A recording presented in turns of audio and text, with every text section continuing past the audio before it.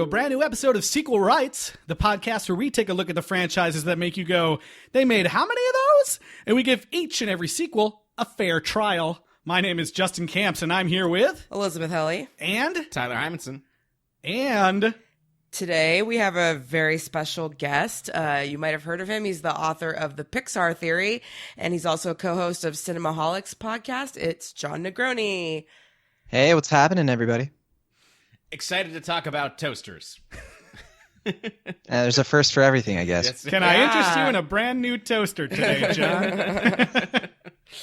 So, John, just to learn a little bit about you, can you tell us about your background and how you got started in this whole Pixar theorizing business? It is a business, isn't it? I just wish there was money in it. Yeah. Yeah, I've been, like you mentioned, I host a podcast about movies myself. We review films, and part of that is all the Pixar stuff. I write about Pixar on my blog, jonnegroni.com, and I love all the movies. I love animated movies. I love movies about inanimate objects coming to life, so this should be fun. Yay. Yeah. So I wrote the theory it's been 5 years now. It was this blog post that came out about the Pixar movies being connected. It went viral. I got accused of being a very stoned person with lots of free time, and it's been fun ever since. Just kind of dealing with that. And no, it's a fun theory. It's a fun exercise of imagination. With I know I listened to your episode last week about Brave Little Toaster and the A113, all that business. Yeah, I listened. I did. I heard everything you said. And, no, but yeah, finding all the Easter eggs, and not just that, but looking at what the Pixar movies mean, and kind of how if you compare them together, you can maybe find a narrative running through all of them, and it kind of makes them a little bit more interesting in some ways. So it's kind of where I come from. Yeah. Okay, great. And I know that, you have a whole book on this Pixar theory, and anyone who doesn't know about it should go read at least the original blog post or the book and look into it more. But if you had to give just a super abridged overview of the Pixar theory and kind of describe it in, a couple paragraphs, how would you do that? Yeah, I would say the whole idea of it is it's almost like really fun fan fiction of putting all the movies together. So first, for one instance, you take the movie WALL-E, right? So remember WALL-E, all the robots or all the humans leave Earth, and what happens on the planet that entire time. Part of the theory is that that's when the Cars exist in the Cars movies. And there's a distinction made between there's cameos of Toy Story characters and the junk heaps in WALL-E, and there's this whole narrative of the monsters are really in the future, and they use doors to go back in time. And there's a whole story behind it of how it's all about animals being as smart as humans, and even as I explain it, I can feel how insane it sounds. But hopefully that's a selling point. Yeah. It's apparently coherent enough that people get a real kick out of it, and it's just kind of a fun way to link all the movies together. I think that there's a big twist in the theory that a Pixar character from one movie is actually a character from another movie, and I won't dare give it away here, but BuzzFeed called it a Shyamalan-esque twist. So what else do you need to know? Oh my gosh, that's quite an achievement to be called a Shyamalan by BuzzFeed. Yeah. And now you know why I retired. That's Yeah. right. Yeah, I love it. It gives everybody who loves Pixar a chance to dive into some hypothetical mythology for the series. And just more stuff to talk about, Yeah, because it's really fun. there's stuff that we've gotten waiting in line at places and arguing where we're just all the humans are dead and they were taken over by cars. Yeah. I've literally said to people at Pixar, so I've been on Pixar's campus before, and one of the, I won't give away who he is, but he was he worked on Inside Out, and he was kind of questioning the theory and stuff, and I was like, look, you guys don't make enough movies and I get bored, so what do you want me to do? they didn't appreciate that. Oh Render faster, Pixar. Yeah, seriously. Well, as much as we love to talk about Pixar, we're talking about appliances today. We're talking about the Pixar prototype. Yes. Right, exactly. Absolutely. We're talking about the first sequel in the Brave Little Toaster series that you might not know existed. Or that it's the first sequel. Yeah. Because there's some controversy on that. That's true. That's true. We're talking Brave Little Toaster to the rescue. Has anyone seen this movie No. before, like this episode? When you guys were talking about doing this for the podcast, I was like, that movie has sequels? Yeah, exactly. Yeah. Wait, did it make you ask? They made how many of those? I fell for the premise of our show, yes. Yeah. Nailed it. I thought I had seen it, but I didn't.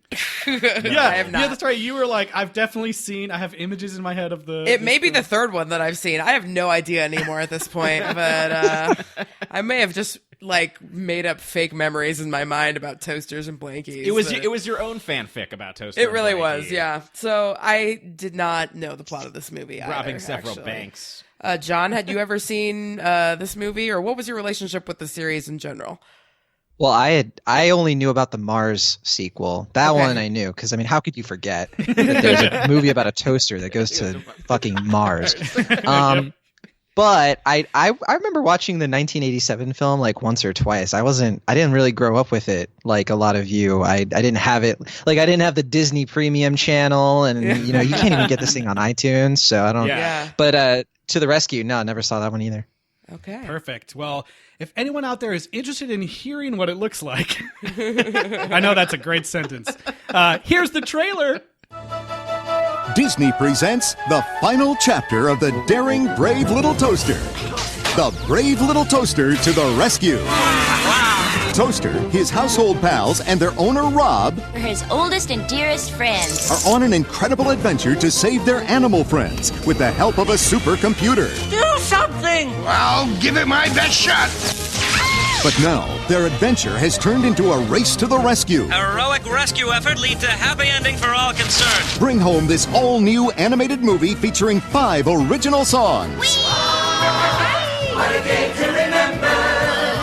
We remember it just that way. Disney presents The Brave Little Toaster to the Rescue, coming in 1999. Collect all 3 Brave Little Toaster movies only on video. Check. Man, he's really to the rescue this time. Saving all those animals. So how'd you guys watch this movie this time? It was on Netflix. I bought the DVD, you guys. Wow. You're a bad man. It has Sorry. a story to screen It has some ramblings screen? of somebody Yeah. while things are happening. Does it actually have special features? It has one special feature where you can look at the storyboards and see how they compare to the car chase scene. Yeah. No Okay. commentary or anything? No commentary. Bummer. No, that's a shame. Were they some pretty handsome looking storyboards? The there? storyboards looked almost exactly the same as the final product, so I was like, wow, okay. Good planning. Good planning. So this movie is on Netflix in America right now, so anyone listening can go watch it. But if you're in the Czech Republic, like I was when I was trying to watch this movie, you cannot watch it unless you log on through a VPN through USC, Oh my God. and then It's try on to open YouTube though, right? Probably, but think there's only so. so much you can do on the train from Munich to Prague. You know, I just gave up at some point. Dang, that's how you spent your European vacation? I tried, yeah. So of course, I need to watch the Brave as Little usual, I ended up at the Panera down the street before coming to Justin's, just like I always have to do with these movies.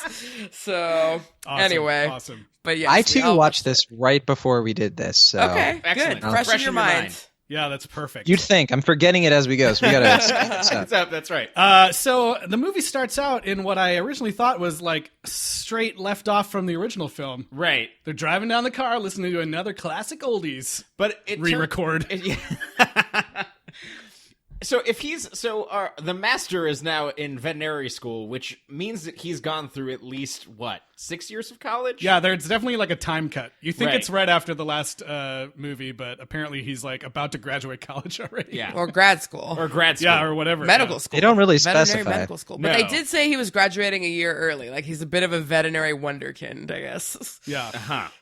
Clearly, he's putting that clinic in the best hands. Oh, he really is. Yeah, Yeah. his assistant, who has been repeating sophomore year since the Carter administration. Yeah, I think that's got, what she got she fired accused from the him. Aladdin movie for being too on the nose. Yeah, I could not believe that this assistant guy named Mac was played by Jay Moore. I was like, doing just a ridiculous accent or something, because I was like, it didn't sound like him to me. But there's like some surprising, like Andy Daly does a voice in this movie of Comedy Central's Review, and he is hilarious, and I was unrecognizable in this movie. Wait, which one was he? The snake, right? He's the snake. Oh, yeah. Snake is probably the best character, actually. Murgatroyd? Murgatroyd. Strange name for Smith. Yeah, there's a point where he's climbing, like there's at the very end of the movie where this snake is climbing up this dude as he's driving a truck, and cloth animation is super solid. My favorite part of that, though, is the dialogue. I'm going nuts! They couldn't afford to animate it. It's just like if somebody yells it, then we can see him doing it. So the animation of me going insane. I was like, so one of the very first things that I noticed in this movie, because I remember, Eliz, you... Oh, yeah. I'm going to talk about it. Calling it out, how the girlfriend... one of the main things you remember from the first movie is that the girlfriend was this, like, really cool ethnic girl. Yes. And in this movie, they show her, and I was like, whoa. She's been whitewashed. Yeah. She's, like, totally so white. fucked up. Yeah. Like, she's I been couldn't believe totally it. whitewashed. Like They even changed her eye color. Yes, the Disney Wikia pointed out that they even changed her eye color. Ridiculous. I was so offended. Yeah. The home video market's not going to be able to deal with this diversity. How dare they?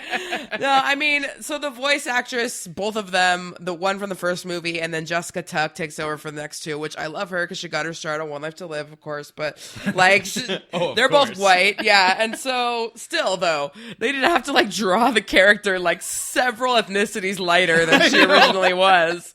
I was I can see the emoji wheel, that they were just scrolling all the way to the left.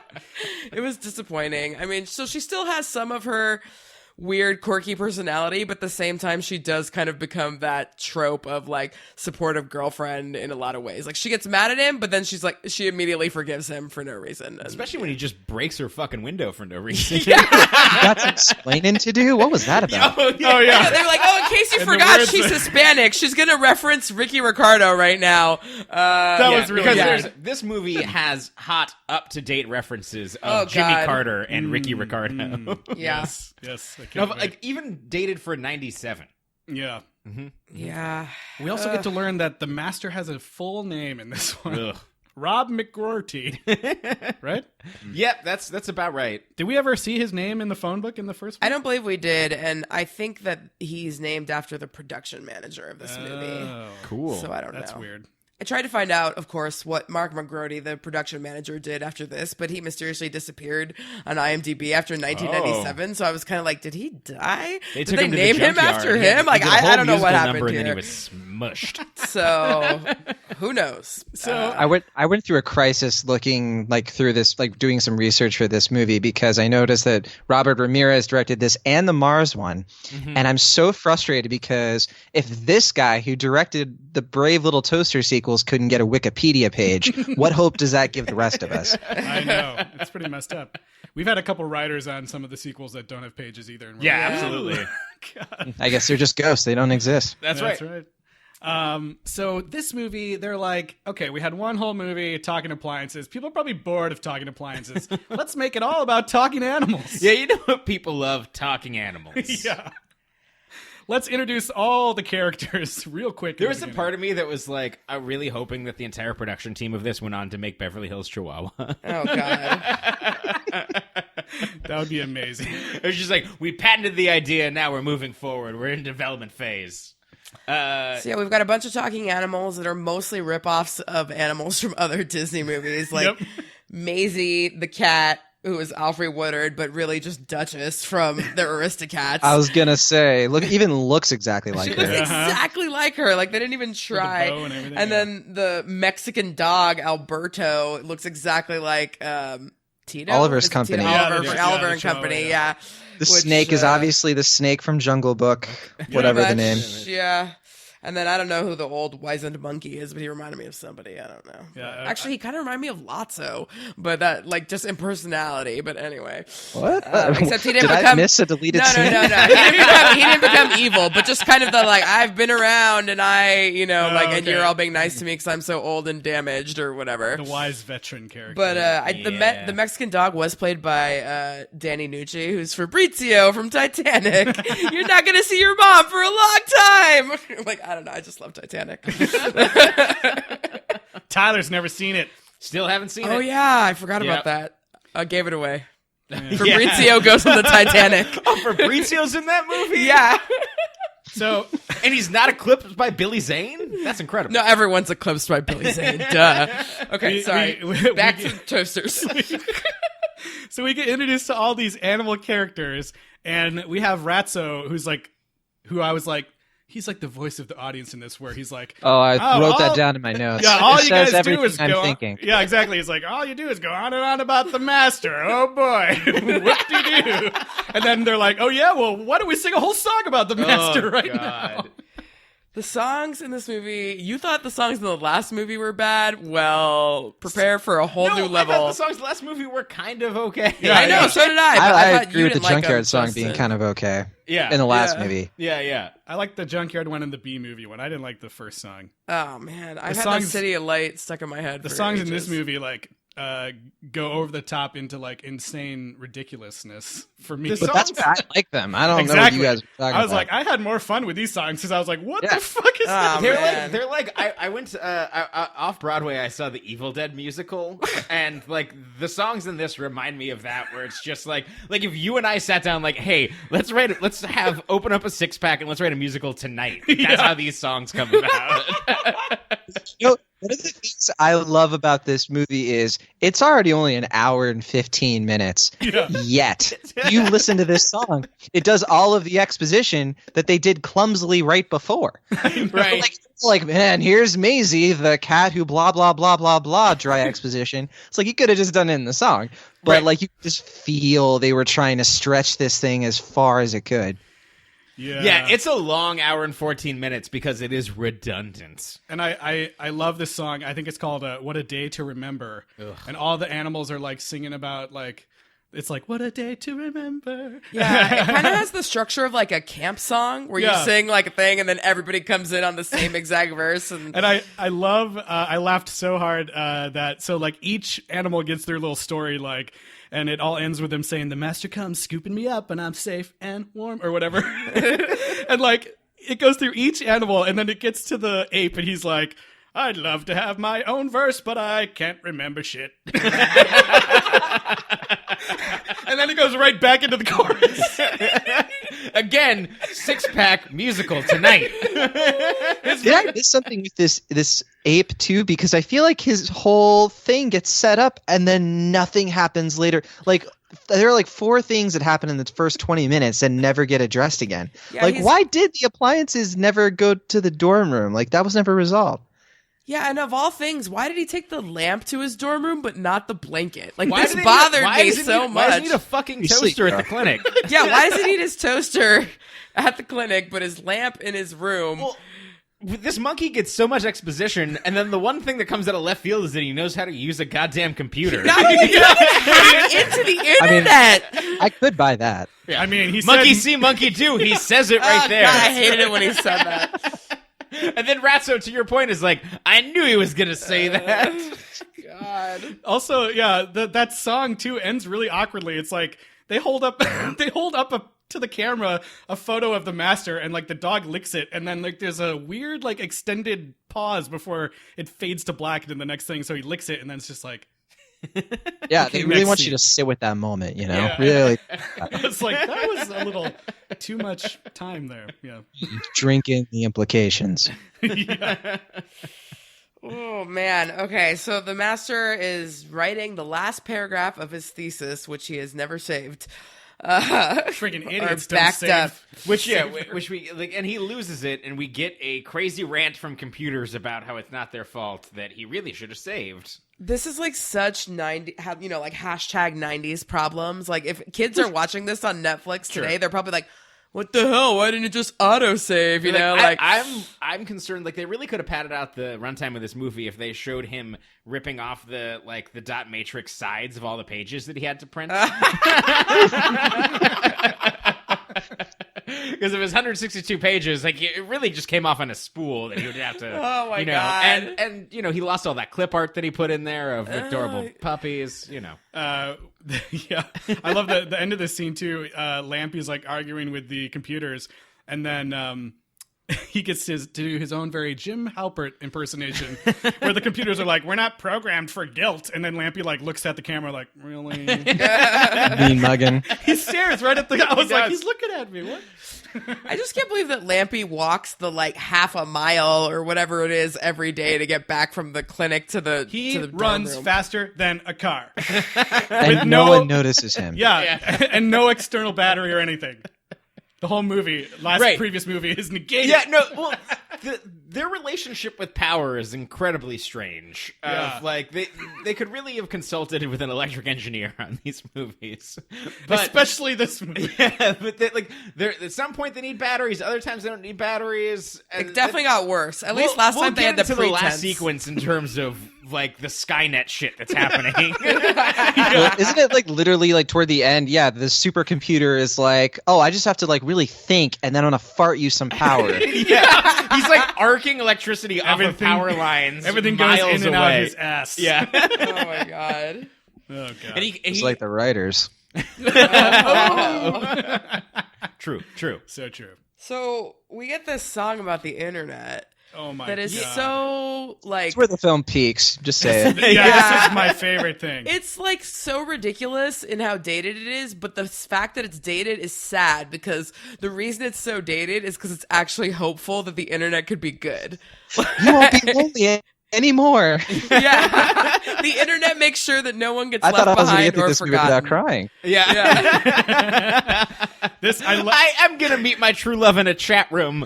I love this one too because this is a song that happens to our characters. They did not ask for this.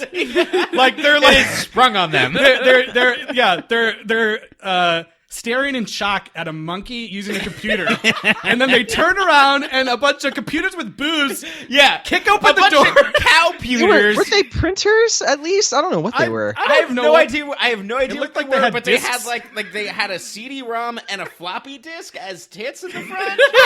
It was. But they were also a extremely gospel confusing. choir from Hercules. Exactly. Yeah, exactly. But they kick down the door and just start singing. They're like, "What?"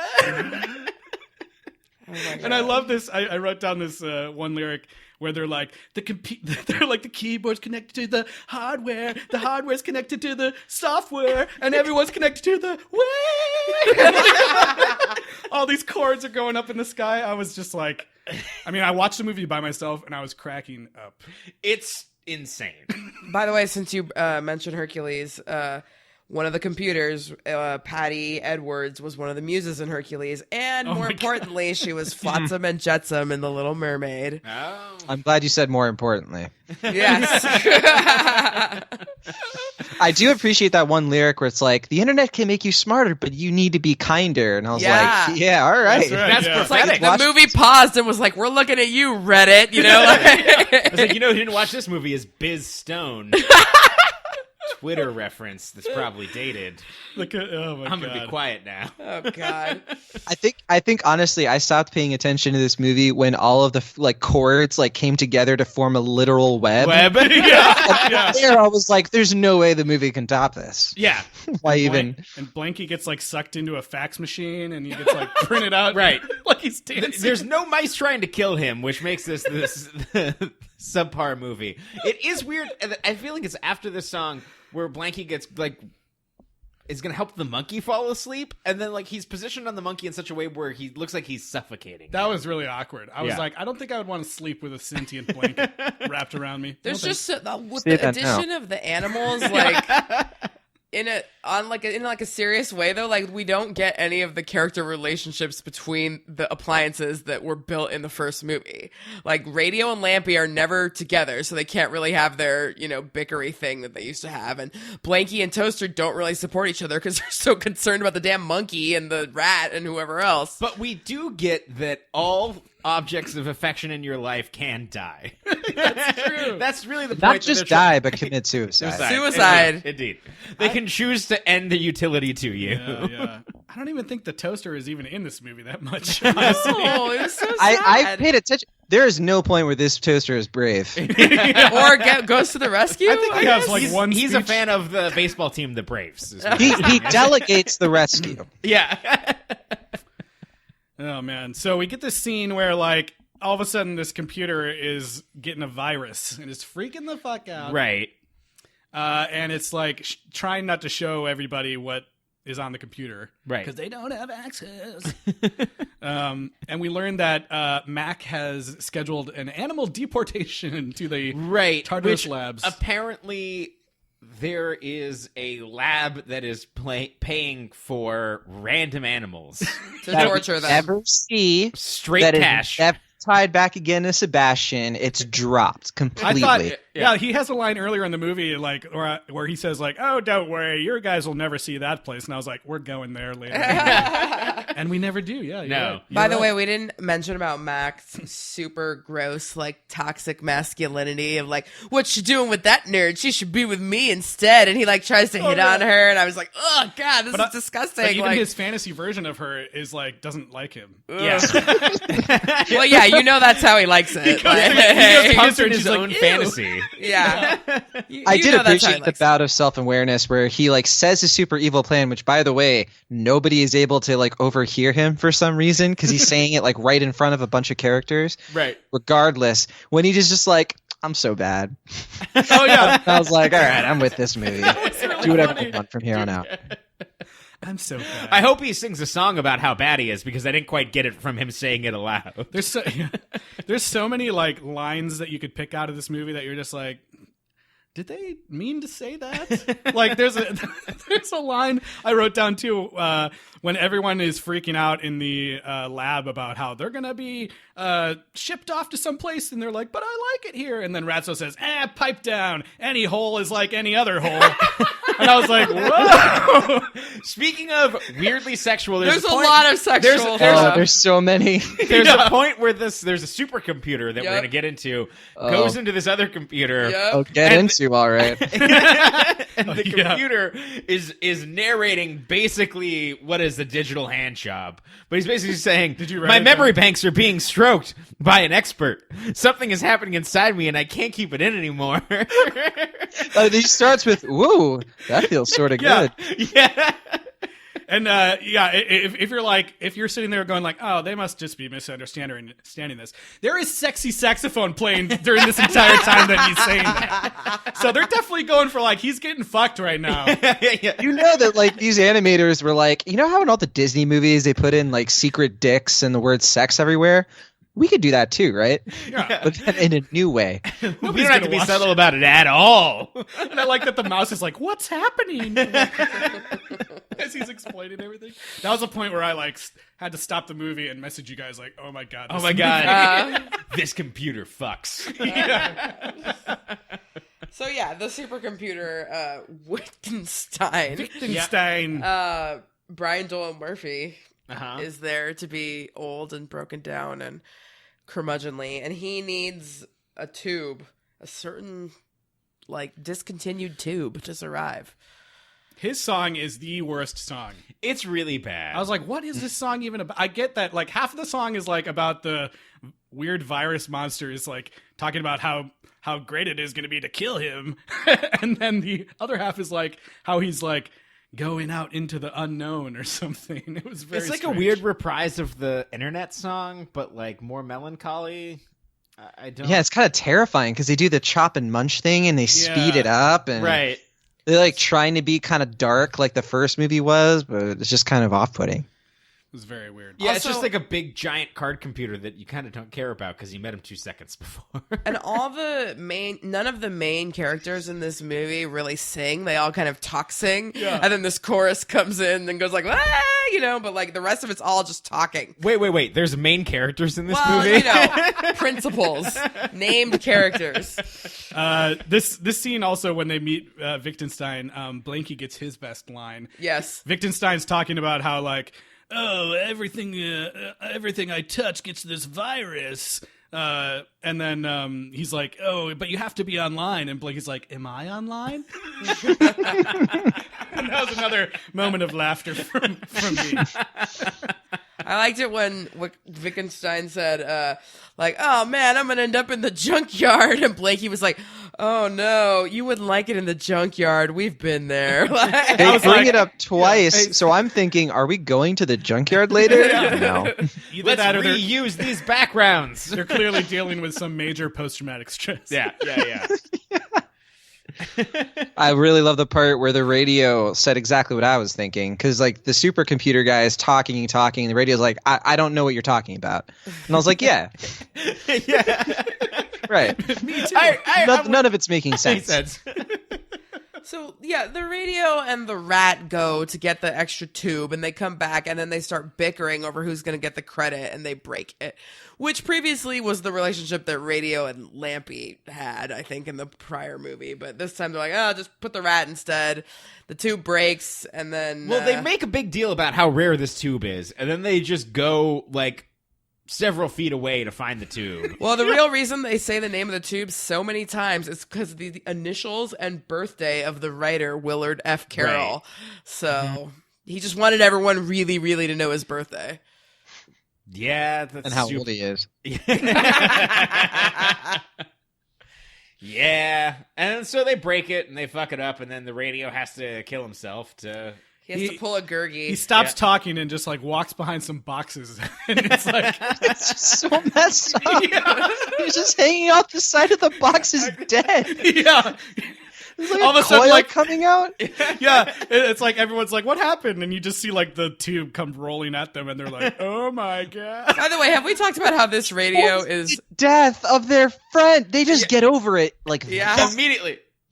He's been the rock of this group for decades, entertaining them when they've been bored as shit. And they're all just like, all right, well, moving on. It's not brave toast. Should be a brave little Cold. radio. Yeah. Have we discussed how this radio is decidedly not John Lovitz, by the way? Oh, It's yeah. not. It's really not. Sorely missed. This is annoying, though. That's true. Yeah. It's like it's both good and bad. Yeah. Because you're like, wait a minute, that's not John Lovitz. And then you're like, wait, is that good though? Is that, I'm not sure, but it's definitely not him. So then they all turn to the supercomputer Wittgenstein and say, "Do your best, because now you've got radio's best inside of you." Ugh. Nice. Another line where I was like, okay. And then we get this great montage of, Wittgenstein like shitting out a bunch of electricity to different locations. Also, like, how is it like he gets this one tube and then glass starts regenerating inside of him? Yeah. That was... And it he stops the virus out of nowhere. Well, he is a supercomputer. Yeah, he so- can regenerate tubes. Apparently, that's like if he can like regenerate matter, then like humanity is saved. Like fuck the master's paper. Also, that educational song told us all about the differences between hardware and software, and then all of a sudden, this piece of hardware is able to destroy all this like bad software. Yeah, and it's like they have modems in this Is movie. that what was happening? I mean, the Sure. one bulb killed the virus, which I'm assuming is a software. I thought the virus was little like spiky Little green goblins monsters. of electricity. Yeah, they never really explained where Yeah. the virus came from. But also the virus is the common cold because he's sneezing and it's a physical manifestation. You can't think about it. Yeah, and then at one point he says a line is like, "Who says there's no cure for the common cold?" Like, not you, because that's not what you had. yeah. You German supercomputer. I was like, I think part of this movie is like super anti-technology. Yes, it is. Because the supercomputer song is all about how he was getting replaced by the evil transistor. Yeah, it's kind of like the old first new, like cherish like your old belongings type of thing. But at the same time, the movie is fetishizing technology. Like it's all confused, about yeah. Yeah, but then why are there animals in this? Like, it doesn't. Yeah. And the weirdest thing about that too is like earlier in the movie, they're like he thinks like he talked to me like there was no difference between me and him. Like I think Sebastian is saying that, and I was like, okay, well, there's no difference between animals and humans. How come animals can talk to appliances and humans can't? That's right. Yeah, there's lots of weird stuff. I was like, why did they end up making him a veterinarian? Because Like in the first movie, it seemed like he was super like Mr. Fix-It and all into technology and fixing old things. I didn't think he was going to be like, I want to work with animals. This movie is Dude, full this of dude's characters like where nothing IT, happens. you know, he's on the geek squad at Best Buy. Absolutely. Yeah, but then when there's a computer problem, they have to call this other dude that's basically looks like the master and is a nerd, except he's like a little bit blonder, and he's like even nerdier than him. He has the best line. Yes, I he does. I know you're getting to it. There's Get it in a backup. Put it in the backup, and they're gonna like we could probably replace his things and make him a museum. And he's like, "Yeah, boy." Yes. Yeah. He goes, yeah, boy. Why? Like, He was so improving that in the studio. I was like, how do you want to respond to it, Eddie Deason? Well, yeah, boy. Yeah, boy. also, can we wrap this up? I got a Dexter's Laboratory audition. Yeah, I couldn't believe he said that. Yeah, boy. Also, Chris is an expert on old computers now, as well as old cars. Right. So. Well, she's the science major, obviously. Did they ever say what she was doing? No. She's just there to kind of follow him around. She and was be like, excited Yeah. about the science museum. You don't Get her remember the window anniversary? broken. And she obviously lives in an all-girls dorm because he had to break that window, but he doesn't... Like, she came into his dorm earlier, so... I don't even know. Breaks her window. Yeah! A bigger deal to her. She's like, you got some explaining to do. No, I'd be like bitch slapping him. Yeah! What are you thinking? You Use the can't ditch door. me and then break my shit. It's not even hers. She's probably going to be fined up the butt for that. It was a university Don't building. think about it. Yeah. He's the worst boyfriend for so many reasons. She's literally like, I forgive you, by the way. And he's like, yeah, thanks. Yeah. He's like, my problems are really, really bad right now. well, he's I like, guess like next to that Mac guy, Rob seems like Sure. just amazing. Sure. the whole thing was like he couldn't remember what anniversary it was, and I was like, how many fucking anniversaries could it be, Right. dude?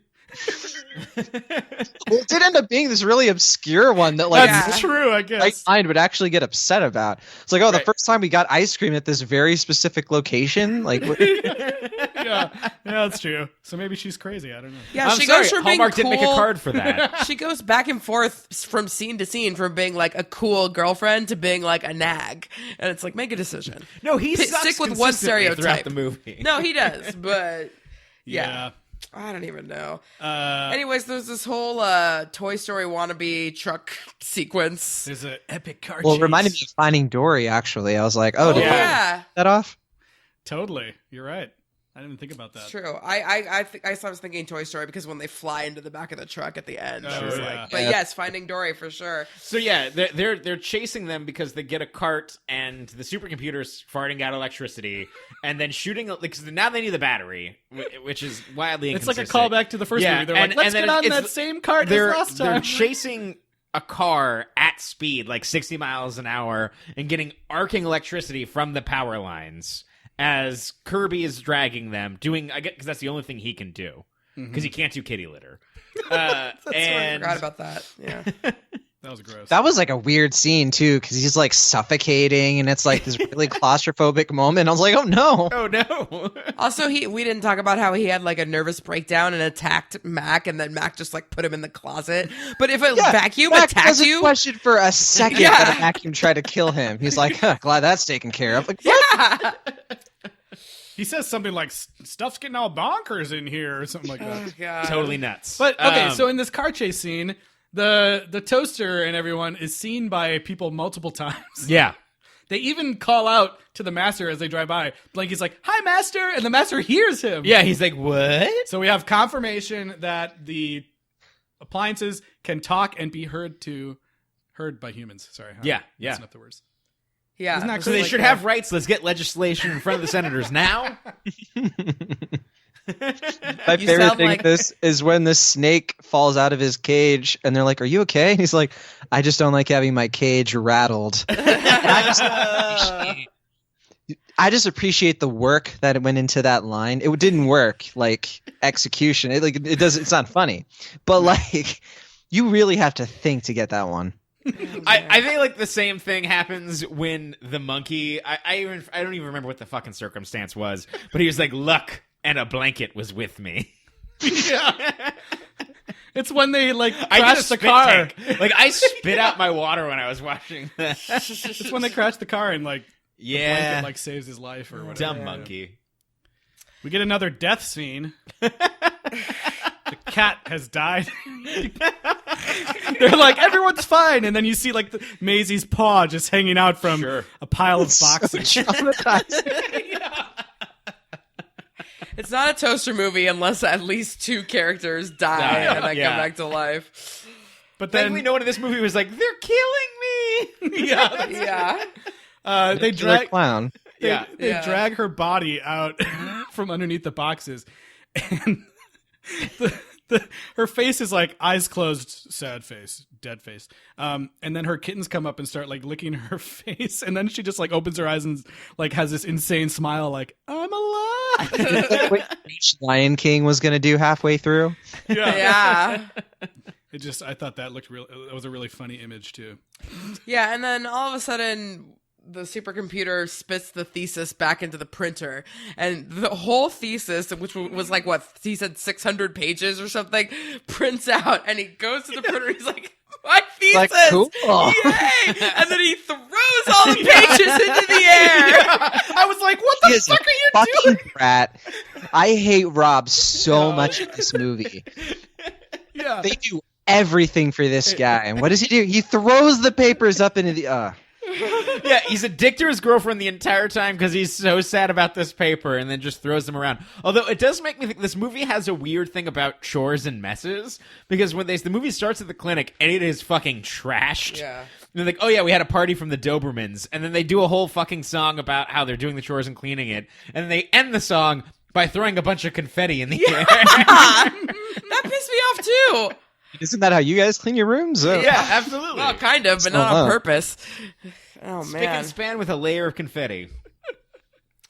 I did love, there's a couple of hilarious things with the master and the appliances. Like when they catch up to the truck and he's like looking at all this stuff there. Chris is like, hey, look, they also stole all your stuff. And he's like, yeah, but where's the radio? Like he would, probably still back there, Rob. Yeah. And also, why is the lamp from my dorm room here? Okay. Yeah. And later They on, also went to your dorm room, just took your lamp. Yeah. And then later on at the end of the episode, spoiler alert, Chris and the master are going to get married. Yeah, in the lamest proposal ever. Yeah. She wasn't Like, even really we're that in our excited. dorm room now. Yeah, and he's like, they're like talking about getting a house, and he's like, we have everything we need: a toaster, a vacuum. Her response, I'd love to marry you. It'll be so domestic. Yeah. Wah, wah, wah. Even though I just got my college degree yesterday. Yeah. What the fuck does it even mean? Sounds like it's going to be boring. Yeah. And she says it while she's smiling. Yeah. Don't worry, Also, honey. We've got everything Rats, we need. right? I Is guess. Him, yeah. the Mars movie? Because if he's not, confirmation that he's dead. He better be in the Mars movie. We'll find out. It's part of the theory. Ratso's dead. They pack everything back into that car very unsecurely with Yeah. the trunk open as they drive off. I'm like, that rat is going to just bounce right out of there. That's probably how he dies. But I love when it's like a little whiles before this, but like the mouse gets yanked or something, and I just wrote this out. Yow, for corn's sake. What? Why would a mouse say corn? What, does it worship corn? Yeah. She's a big fan of the band Korn. Oh, God. okay. Actually, in that sense. And then they sing a big lame song at the end about hanging in there, kid. And in the song, they all like pretend to die again and then get saved. Yeah. Like, They become angels have and ascend halos. to heaven. Appliance heaven. Confirmed. This was hilarious because I had to stop the movie for a second to go somewhere, and I was like, Was man, it they're anywhere else? no, yeah. I stopped it at the point where they're like, all right, we're going to go get a house. And I was like, man, they're really wrapping things up. This must be the end. I'll just pause it. And I paused it and look, and I'm like, there's still 10 minutes left? How are there 10 minutes left? The credits can't be that long. And I'm like, oh, shit, there's another song. Great. Yep. Toaster heaven. We get to see that like all the animals went off and had babies, or the snake had a Well, kid. they do that thing where he explains to the or Chris explains like, and yep, good homes for everybody, and it's exposition dump. Like, Rob is some dude with short-term memory loss. He like explains like, and Maisie went over to this place, and then it's like, dude, I know. Oh God. So I ended my note saying, "People saw the appliances alive in this movie." The end. The world is forever changed. Yeah, Christopher those people's lives are Robin, Sid fucked from up. Toy Story situation. It's just like in the Winnie the Pooh movie where Yeah. those people saw Pooh Yeah. walking around. Anyway, The best thing that epitomizes this entire movie is the first shot, which is just his license plate, which says "Love Animals." That's all you needed. All you needed was like, oh, he loves animals. But then it pans over to say "Save the whales." It's like, okay, movie, I know he loves animals. Why do you have to bring politics into this? and marine biology. God damn. oh man. So do we want to rate this movie, or should we connect it to Pixar first? Oh no, we're gonna we should get a rating in there. Yeah. Okay. I was. Wait, Wait, do you got one? I was gonna say, how many boys out of 10 do you want to give this movie? I think that's a good one. I think that's fine. I'm gonna give this movie 2 boys. Oh wow. Oh, okay. I thought it was pretty grim, and I agree. Like anything that's double feeding me exposition is something that I can't deal with. Okay. I wanted to go really low on this movie, but I think I'm going to give it a 3. That is So- low. So you did. Well, I was going to say like 1. Okay. It Oh was my bad. God. But I wanted to give it a 3 because of the sheer ridiculously of Sure. the movie, and I didn't laugh once during the sad, traumatic movie when that is toaster's trying to kill himself. Brave Little Toaster. Yeah. But this one, I had some genuine laughs because of the insanity of some of the music and just like the computer sex scene. I mean, you guys got to see this movie. There's some crazy shit going on. Yeah, you should definitely watch it. I'm gonna give it 4 boys, which is lower than I had originally intended, but you've talked me into it. I guess because I was like trying to think of questions that we should ask John, so I was thinking about this really super high level, and so I kept thinking about Pixar things and connecting it, which made me think this movie was better than it is. But now you've reminded me that it's really not, so I'll give it 4. What about you, John? I should probably say the first movie, because I never really said what I thought about the first one. Oh yeah. I really like the first one. I think that I do like how dark and weird it is. Mm-hmm. And even though it's an okay movie, it's like a 6 or a 7 out of 10. But what I appreciate about it is like you just feel the effort that went into it. Like it's such a weird premise, and it shouldn't be as dynamic as it is. But it actually is like really entertaining, and like I actually really dig like a lot of the imagination that went into it. For this one, it's such a different movie because to me, it's brilliantly bad. Yeah. It's so, like you kind of said it, it's so entertaining in its badness. And I actually do think it does have an energy to it, and it's graciously short. I actually kind of had a breeze watching it, and even though it is really contained, it is weird because the first one, you go all over the place. Like it's a cross-country journey, and this one is just a couple of set pieces, really not much to it. But I'm going with a 5 out of 5 subplots that don't get resolved out of 10. Nice. All right. So bringing it all back together to your Pixar theory, and we talked a little bit about this in our first Brave Little Toaster episode, which if anyone hasn't heard, you should go back and listen to it. We had Allison C on.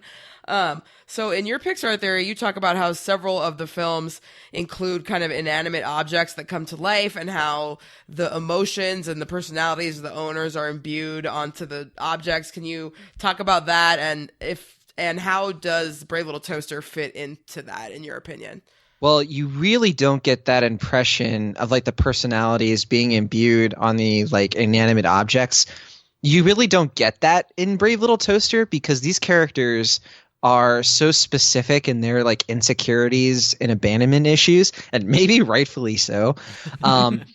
there was like that whole part toward the beginning where Ratso's like, why are you guys so insecure? It's like, well, I don't know, dude. Maybe because they were abandoned for like decades or something. Yeah. Yep. But I think this is so different because I think we can agree that the Pixar movies that deal with these same ideas do it so much better because like they really tap into the nostalgia of it better, and they ask the right questions. Like it really is sort of like these toys sort of exist to like represent our childhood, and it's a little bit more of like passing them on to the next generation, whereas like these movies, they bring up like in this one, it's like, oh, the appliances exist and they've outlived their usefulness, so why even have them? And that just never gets reckoned with in any way. So there's no like intellectual analysis that you can put into this. You really just sort of look at these really unfortunate, almost Shakespearean tragic characters who are beholden to the whims of a dick who doesn't really care about he cares about them in the weirdest way. Like he cares about this, like, oh, I've had these since I was a kid. It's like, well, dude, like, I don't know. Like, imagine if, like, Andy from Toy Story 3 did keep his toys into college. I think that weird progression is the same thing we'd be seeing, like, with Rob, where he just refuses to let go of his toaster. Like, none of it. Yeah. It just there's no connection there. It's like, who connects with the toaster? It's like the stuff that you leave at your parents' house, and every time you go back to visit, they're like, "Can we throw these away?" But you say like, "No, but I had this since I was a kid." Like, we see a random assortment of items, and you're like, "Where's the radio?" Yeah. Yeah, there's no merit to it. There's no connection. There's no story there. I guess like the thing that I did like about the first movie that this movie doesn't really have is like a commentary on planned obsolescence. You brought it up. It's like sometimes like the things that you do already have, like you don't need to get the newest brand thing. Like you can just keep what you have and like appreciate your belongings and don't be a hoarder. You know, I would love to see the Brave Little Toaster where they visit a hoarder. That would be like turn it into like a reality show or something like that. We have the best master. He keeps all of our friends. It's a utopia. So yeah, no, there's nothing really. They're just inanimate objects. It really is like a prototype. It's like you can just sort of tell they didn't have it yet. And I'm really glad that people kept trying this premise out in other ways. I did think it's funny because Rob's thesis is like the hidden lives of animals, and I was like, you mean the secret life of pets?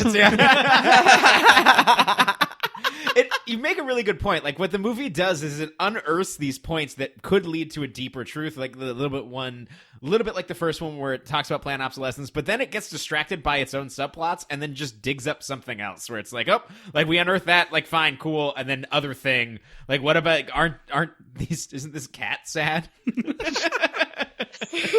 Like, why did the radio have to bicker with the rat? Yeah. Well, there's nothing in that theme that informs anything else. It's just the radio and the rat decided to be dicks for a second. Okay. Well, you know how you want to impress German supercomputers. Oh, sorry, I forgot. So, I mean, we talked about how John Lasseter actually acquired the rights to this story for Disney before, leaving. And then so many of the same ideas from really both of these movies ended up in so many Pixar movies, especially the 3 Toy Stories and that first Toaster movie. Mm-hmm. It's like, do we actually think that John Lasseter was just like, yeah, I'm pissed I didn't get to do that, so I'm going to put it here? Or like, I don't know, you've met people at Pixar. What do you think that there was actually any inspiration drawn from this? I have nothing good to say about John Lasseter at this point. Well, I have surely. met him. Okay. And he is sort of like for me, like just sort of like a fallen hero kind of person. And I totally buy into that idea. There are urban legends out there that part of the reason he got fired is because when he was pitching this and when he was working on The Spirit with Brad Bird, he apparently really offended certain people at Disney. He was a young dude, and I think he was kind of a hot. These are urban legends, and just what I've heard is like apparently he said kind of disrespectful things to the wrong people, and it's part of why he got fired, not just that they rejected his idea or like the ambition. I think part of it was like he saw the value in like these CGI backgrounds, right? Like you brought that up, And they were like, that's too expensive. Like that's not feasible. Technology's not there yet. And I think that he sort of insulted people. That's what the rumors say, of like he was just so insistent on like doing this thing with the Brave Little Toaster. So I do sort of see like you can speculate for sure that he was like, I could do this better. And like I think you can't really blame him, because not even like Disney, not even Hyperion Pictures, like they put effort in the first Brave Little Toaster, but you really feel like Disney just never has never really felt like confidence in this property or this franchise. Like they've just distanced themselves away from it so much that it is just sort of the reality that they would eventually go on to do the Toy Story movie. And it really informs, like if anyone's fascinated in like the making of Toy Story, you start with Brave Little Toaster, because the way that Disney really was like making Pixar, the animators at Pixar, like making their lives hell, has a lot to do with the Brave Little Toaster and how all of that went down. Yeah. So just in wild theorizing, what do any of us think would have happened if John Lasseter had actually succeeded in making Brave Little Toaster for Disney with CG backgrounds, and somehow we had never gotten Toy Story because it would have been too similar? Brother Bear would have got some dope CG background. Yeah, like what world would we be living in now? Like, I don't know. Things could be further along, maybe. I don't know. Or not. Or not. Yeah, could have gone horribly wrong. I honestly think the movie wouldn't exist. I think that they would have spent too much money and they wouldn't have cut the budget in time, and they would have just canceled it at one point because they wouldn't have been able to finish it. There's no way Disney would have spent the money necessary, and like we already know that they cut the budget to its third, so it just wouldn't exist. And I think Toy Story might still exist, but who's to say? Or if Disney spent that much money, it could have set back CG animation for a while, although. Lucas and them were probably pushing forward regardless. Was it the first CGI background that they really did with like Beauty and the Beast? And that was like 5 years later, right? Mm-hmm. Yeah. Or 4. What was that? 90. I 91. think Great Mouse Detective and Rescuers Down Under have a Oh, little that's bit here right. and there. Yeah, you're right. The Down Under scene with the hawk has some CGI to it. Yeah. So yeah, and then I have 3 really, really crazy theory questions, because I know you like to do these things on your blog and stuff and just go way out there. Do we think that there's anything with the fact that both Andy and Rob have absent fathers? Well, I think the big difference between Andy and Rob is that Andy has a single mother who is killing it. Yes. And who raised her son not to be a bitch who proposes to his girlfriend in his dorm room. Rob, I don't know what Rob's deal is. I don't know what his problem is. I don't know why he doesn't seem to understand. He's creepy, where they're driving and all of a sudden he smooches Chris on the cheek, and even she is just sort of like, what am I doing there? It's strange, and I think it's safe to say that Rob was behind her, kind of staying indoors for a while, not getting the vitamin D she needed. Oh no. Oh man. Okay, so if the appliances don't represent like ideas the way that the Toy Story toys and the cars do, could they possibly represent Rob's emotions more like the Inside Out characters? Like, could Blanky be like his fear, and Kirby's the anger, and Toaster's joy, or whatever? Oh, God. Definitely not. Honestly, because think about it, the appliances never spend time with Rob. The closest thing we get to this is Rob sees his reflection in the toaster, and it reminds him of when he was a kid. It's a cute little callback to the first movie, sure.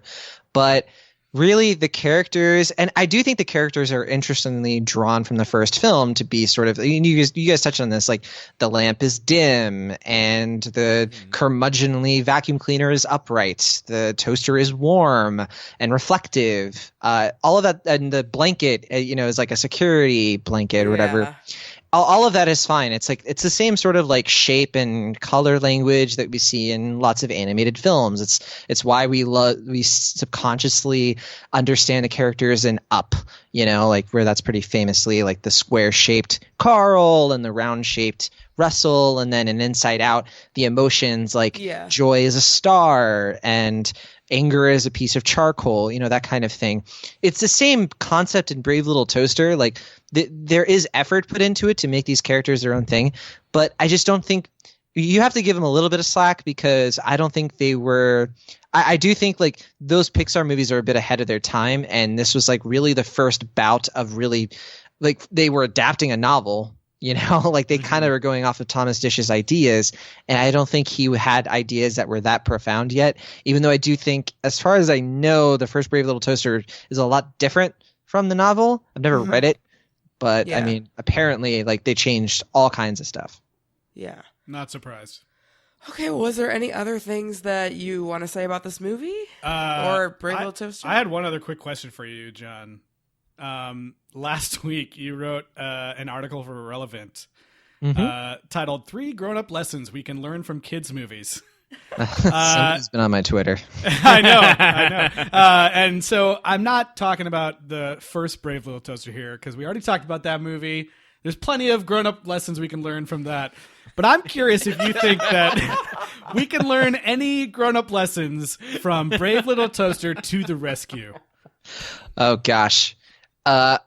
We kind of talked about this with the internet song.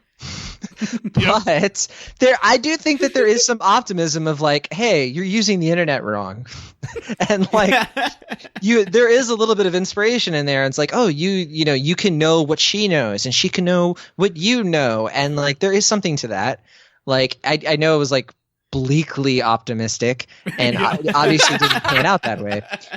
But I do think that I did appreciate like they were going for something there, and like I until they got to the stuff where like a virus is the common cold, when they were talking about the basic things of like this is how the internet works, like when Wittgenstein or whatever his name is, when they were explaining how all this stuff works, I do think it was like a simple like kid-friendly way to explain the internet, but for its time in the late 90s, we have to remember like not even the late 90s, like what, 97?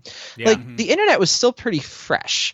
And people like I still think people have a hard time explaining what the internet literally actually is. And I do give this movie credit to an extent for simplifying it, and it is sort of like an accessible like here's what the internet is, here's the difference between hardware and software, plugging in, don't forget to save. Like that's a very grown-up lesson people need to learn. So, I think that's about it. Be nice to animals. Yeah. By the way, when they re-release the remaster of this movie, they need to use your quote on the front cover: "Bleakly optimistic, Jon Negroni." You'll be right there with Peter Travers and whoever else gets the quotes on the front. Jon Negroni calls it brilliantly bad.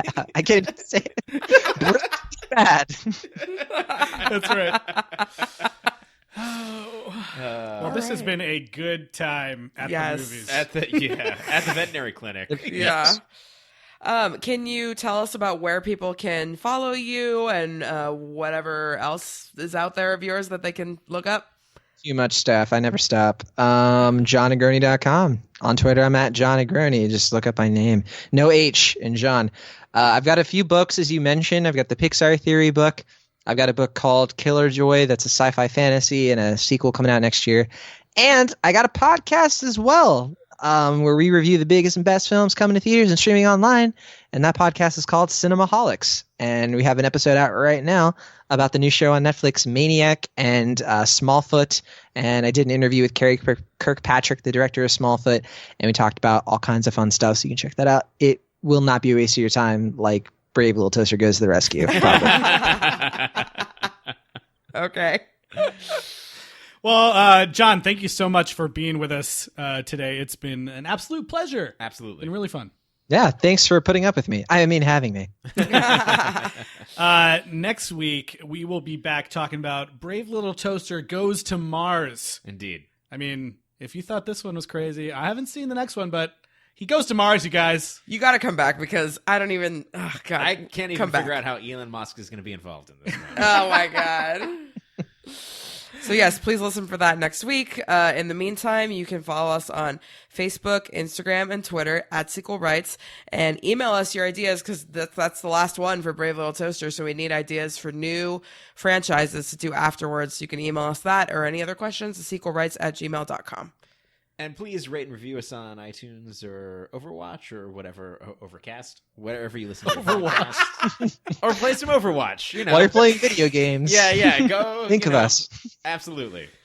And I'd like to thank my brother for the music at the top of the show.